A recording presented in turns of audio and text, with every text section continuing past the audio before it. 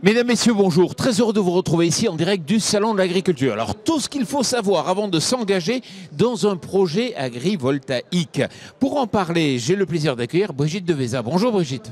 Bonjour. Alors, vous êtes sénatrice des Bouches-du-Rhône. À vos côtés, Isabelle de Combex. Bonjour Isabelle. Bonjour. Vous êtes directrice stratégie agrivoltaïsme chez Enoé. À ma gauche, Blandine Tuel. Bonjour Blandine. Bonjour. Vous êtes administratrice de France Agrivoltaïsme. Et juste à vos côtés, Hélène Gelas. Bonjour. Bonjour. Vous êtes avocate énergie et environnement et on aura l'occasion d'échanger sur ces sujets. Première question, on va voir un peu l'évolution sur l'accélération des énergies renouvelables. C'est une bonne chose. Absolument. D'ailleurs, le Sénat est là pour travailler sur l'innovation. Vous avez parlé d'énergie renouvelable. On va aborder la question de l'agrivoltaïsme. Effectivement, on est là pour proposer, mais c'est ce que j'expliquais également, on a besoin de partenaires spécialisés dans ce domaine-là, comme Enoé. J'ai eu l'occasion, moi, de rencontrer une entreprise sur mon secteur dans les Bouches-du-Rhône, Ombrea, qui travaille également sur l'agrivoltaïsme et qui va permettre, évidemment, aux agriculteurs qui veulent bien travailler là-dessus, de pouvoir développer en toute sécurité leur production, parce qu'on sait qu'aujourd'hui on est malmené avec la sécheresse, avec malheureusement tous les problèmes liés à l'environnement, et donc c'est très important que le Sénat soit là, d'autant que je rappelle que le Sénat c'est la maison des communes et qu'à ce titre-là, notre travail c'est d'aller chercher sur notre territoire, de rencontrer les agriculteurs, les maires, tous ceux qui travaillent et qui font vivre notre territoire. Alors, les énergies renouvelables, on en a besoin, on s'est engagé sur certains objectifs. Est-ce qu'à votre avis, il faut aller encore plus loin, il faut libérer des énergies, justement ? Aller plus loin, et c'est ce que je disais à l'instant, on a besoin de spécialistes pour nous aider à comprendre, parce que nous, législateurs, notre objectif, c'est de vous mettre à disposition, des outils législatifs pour garder ce modèle économique qui est le nôtre, mais il va falloir quand même repenser, parce que tout ce qui se faisait il y a maintenant plus de 30 et 40 ans, on voit bien qu'on est au bout du bout, et qu'on a besoin aujourd'hui de modifier les choses, de les changer. Alors Isabelle, si je veux, moi, agriculteur, demain, m'engager dans un projet agrivoltaïque, quelle est peut-être la bonne personne à aller voir le premier guichet ? Alors, c'est une très bonne question. Il n'y a pas une seule réponse aujourd'hui. Effectivement, on aurait tendance naturellement à répondre adressez-vous à votre chambre d'agriculture qui a la compétence et la connaissance de votre territoire, qui va pouvoir vous orienter vers les bons partenaires en fonction de votre activité, de vos besoins. Aujourd'hui, on attend néanmoins, effectivement, de mettre en place cet écosystème autour de l'agrivoltaïsme, puisque la réglementation est récente. On a un travail de pédagogie à faire au quotidien, que ce soit avec les agriculteurs ou avec les services instructeurs, pour définir de manière collective ce qu'on va faire dans le cadre d'un projet agrivoltaïque. Donc après, on peut effectivement s'intéresser à un producteur de NR, mais là, il y a forcément un parti pris. Donc j'ai envie de dire qu'il faudrait effectivement que ce soit les chambres qui s'emparent de cette thématique. Alors, est-ce qu'aujourd'hui, tous les agriculteurs peuvent développer des projets ou est-ce qu'il y a eu une loi qui a permis de commencer à cadrer ? Comment ça se passe ? Alors, par rapport à la loi, effectivement, on attend encore les décrets, mais ce qu'on peut d'ores et déjà dire, c'est que la loi, elle définit quand même mieux l'agrivoltaïsme comme un outil de production. Et chez France Agrivoltaïsme, on souhaite réellement que cette filière soit vraiment durable et responsable. Et donc, il faut centrer l'ensemble des projets sur le projet agricole. Donc, tout agriculteur qui souhaite développer un projet qui correspond à une adaptation au changement climatique, à des enjeux économiques, à des enjeux environnementaux, peut décliner à l'échelle de son exploitation un vrai projet agricole qui pourra s'inscrire dans un projet agrivoltaïque avec des solutions et des technologies adaptées. Mais avant tout, il faut vraiment centrer le projet sur les enjeux de l'exploitation, sa pérennité, l'aspect économique, environnemental et sociétal également. Donc, je suis agriculteur, je suis dans la cible, je sais où aller pour commencer, mais il faut encore que je détermine quelle est l'envergure, l'ampleur du projet. Comment je fais ? Ça, c'est un travail qu'on fait main dans la main avec l'exploitant agricole, avec des personnes qui nous accompagnent, des experts agronomes, parce que nous, producteurs de NR, on n'a pas forcément toutes les compétences pour bien cerner l'ensemble des problématiques. Et on va, en fonction de l'activité, définir une surface qui va accueillir le projet agrivoltaïque, puisque aujourd'hui, pour des raisons de diversité d'une exploitation agricole, de pérennité dans la durée, on ne peut pas demander, on va pas couvrir 100% d'une exploitation agricole avec un projet agrivoltaïque, puisqu'il va forcément être adapté à une production agricole. Donc on va effectivement définir la surface dont il a besoin, on va définir l'outil agrivoltaïque qu'on va mettre en place en fonction de la filière, que ce soit de l'élevage ou que ce soit de la culture. On va avoir des technologies différentes pour répondre à des besoins différents. Bref, ça prend un petit peu de temps pour avoir un projet qui tient la route. Alors l'agrivoltaïsme, comme d'autres projets en agriculture, ça met en œuvre différentes personnes, différentes parties, différentes entreprises. Aujourd'hui, quelles sont les parties prenantes autour de l'agriculteur ? Alors les parties prenantes autour d'un projet agri-IPV sont relativement nombreuses.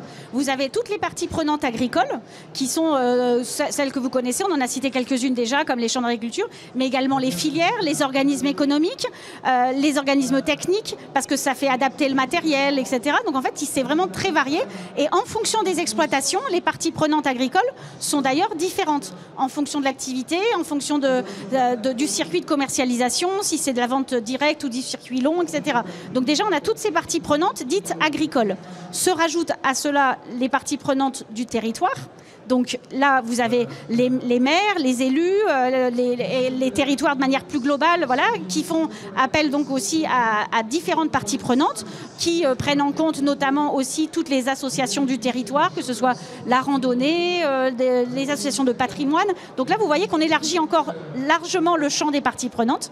Et puis, vous avez également donc des parties prenantes dites sociétales, donc les citoyens, les riverains, qui peuvent être une partie prenante impliquée et impliquante dans le projet Agri-PV parce que justement cette nouvelle filière est aussi à l'initiative de changement aussi de nos paysages et donc au plus on pourra concerter en amont des projets, au plus on pourra prendre en compte l'ensemble des parties prenantes, au mieux on fera des projets cohérents qui seront pérennes et qui seront responsables. Oui mais Hélène, si on a tant de parties prenantes, ça veut dire qu'on a peut-être des intérêts qui vont diverger. Mécaniquement, il y a des intérêts pas forcément divergents, mais qui sont divers. Le riverain dont on vient de parler n'a pas le même intérêt que l'agriculteur, que l'énergéticien ou que l'élu local. Donc forcément, on a des intérêts qui doivent justement converger pour faire un projet réussi de territoire et qui s'inscrivent très bien sur la durée. Est-ce qu'il y a une notion d'acceptabilité du projet ? Parce qu'on a aussi des parties prenantes à l'extérieur. Alors l'acceptabilité, c'est quand même une notion qui est relative.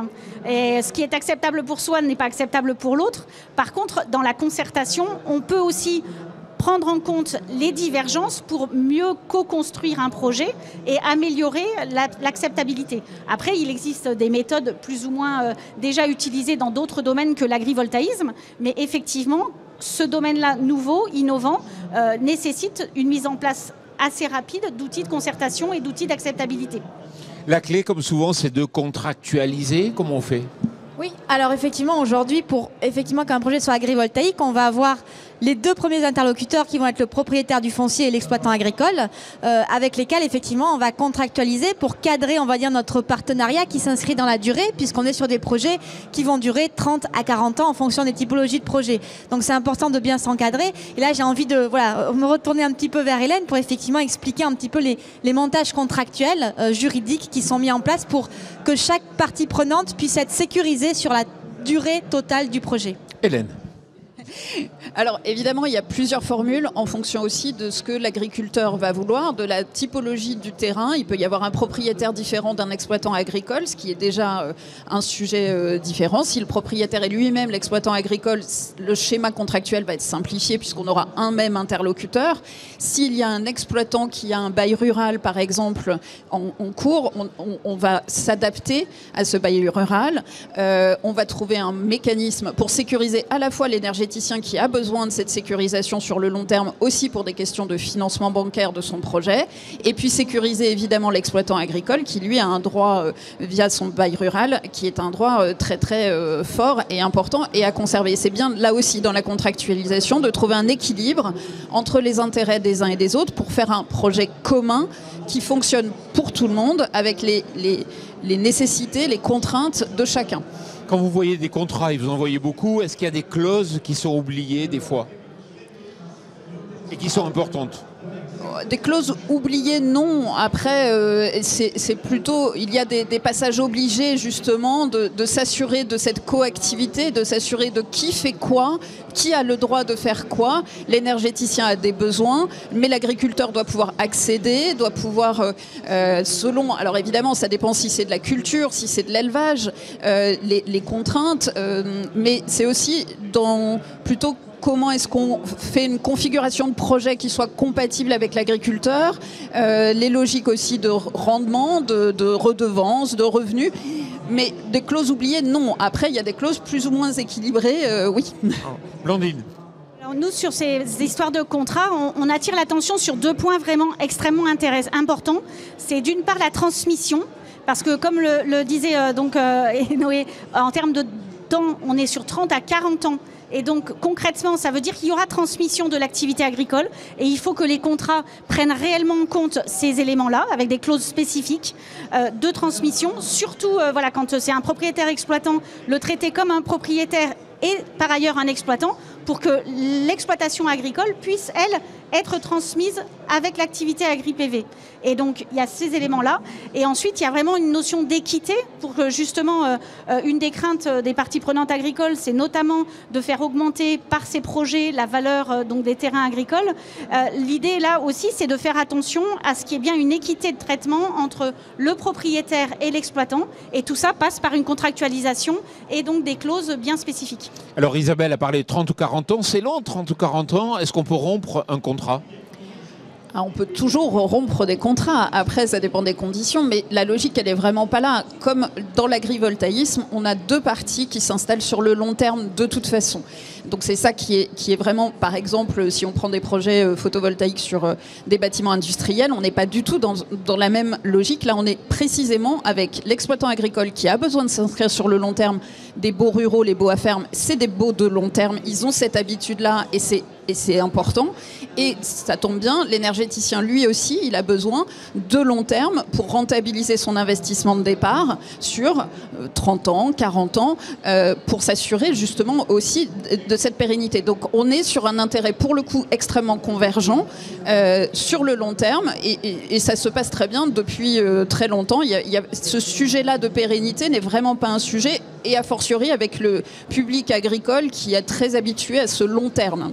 Il va y avoir de nouveaux décrets qui vont encadrer la relation. C'est une bonne chose ?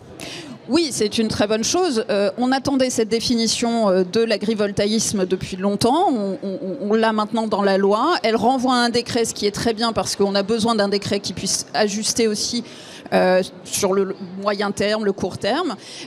Mais ce décret, il est absolument essentiel justement pour asseoir qu'est-ce qu'un projet agrivoltaïsme, comment est-ce qu'on équilibre justement la relation et comment est-ce qu'on s'assure qu'on a bien un agriculteur au centre du projet. Mais, Brigitte, oui, effectivement, la loi a permis effectivement de mettre en place l'agrivoltaïsme. Maintenant, nous attendons tous les décrets d'application, puisqu'effectivement, comme vient de le dire Madame, on aura la possibilité de lister et de voir un petit peu exactement, plus précisément, ce qui va se passer. Je voulais juste dire en tout cas que sur ces projets de loi, qu'il s'agisse de l'agrivoltaïsme ou des énergies renouvelables, ce qui est important, c'est l'avancée que nous faisons chaque fois que nous mettons en place un projet de loi, notamment parce que je vais parler de mon territoire que je connais mieux que les autres, évidemment, dans le département des Bouches-du-Rhône.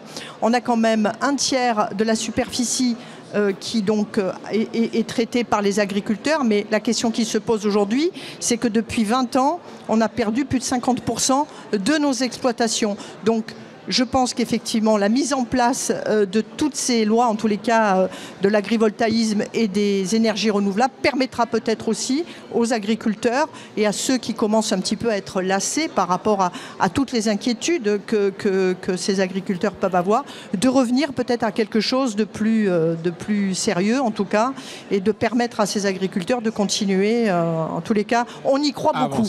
Non, mais on l'espère. Les panneaux, ça dure plus longtemps que la durée contractuelle. À qui ils appartiennent? Qu'est-ce qu'on en fait ensuite?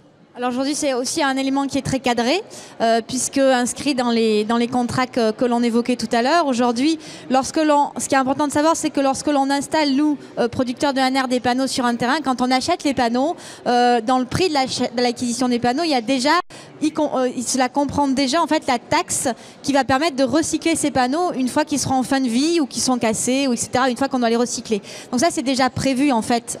Et une fois que le projet, on va dire, il arrive au bout des 30 ou 40 ans, il y a plusieurs solutions qui sont proposées. Une solution de reconduction où le producteur de NR reste présent, continue de faire la maintenance et l'exploitation du site, et l'exploitant continue dans les mêmes conditions qu'initialement. La deuxième solution, c'est qu'effectivement, la centrale soit entièrement démantelée. Ça, c'est effectivement une possibilité aujourd'hui et c'est une obligation qu'on a dans certains contrats qu'on met en place, effectivement, de démanteler, de remettre en état le site tel qu'on l'a trouvé avant d'installer la centrale agrivoltaïque. Et la troisième solution, c'est que ce puisse être le propriétaire qui récupère la centrale agrivoltaïque pour lui. Dans ce cas-là, charge à lui de réaliser tout ce qui est maintenance et exploitation. Toute dernière question pour finir. Est-ce que la vision qu'on a en France, ou la réalité des contrats, de l'approche, est-ce qu'elle est différente à l'étranger? Qui souhaite répondre? Est-ce que vous avez une vision à l'étranger comparative? Blandine. Alors, chez France Agrivoltaïsme, on a une commission notamment qui travaille à l'international et donc on a déjà soulevé quelques différences. On a des pays qui sont potentiellement plus avancés sur certaines choses, donc notamment le volet assurantiel de ces dossiers qui va être un dossier qui va s'ouvrir en France parce que voilà, c'est une problématique qui va venir dans les prochains mois. Par exemple, en Italie, on va pouvoir travailler avec des choses qui sont déjà réalisées. Après, on sait que notamment le droit du sol est un peu différent selon les pays et notamment il y avait la loi qui est maintenant donc votée en France va pouvoir aussi résoudre le problème de la politique agricole et du fait que les terres agricoles vont pouvoir continuer à être déclarées à la PAC. Et donc c'était le cas déjà dans certains pays, mais ce n'était pas le cas en France. Blandine Thuel, merci beaucoup. Hélène Gelas, merci beaucoup. Et Isabelle de Combex, merci. Et Madame la sénatrice des Bouches-du-Rhône, merci beaucoup d'être venue ici pour débattre de cette question. Merci.